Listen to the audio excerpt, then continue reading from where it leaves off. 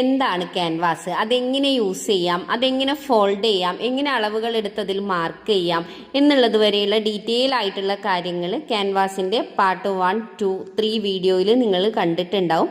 ഇനി നമുക്ക് ഇതെങ്ങനെ കട്ട് ചെയ്തെടുക്കാമെന്നും കൂടി കണ്ടു നോക്കാം കേട്ടോ. ഇനി നമുക്ക് കട്ട് ചെയ്യുന്നത് ഇതാ. ഫസ്റ്റ് കട്ട് ചെയ്യുമ്പോൾ എപ്പോഴും പുറത്ത് നമ്മൾ മാർക്ക് ചെയ്ത ഈ ഒരു ഭാഗമായിരിക്കണം കട്ട് ചെയ്യേണ്ടത്.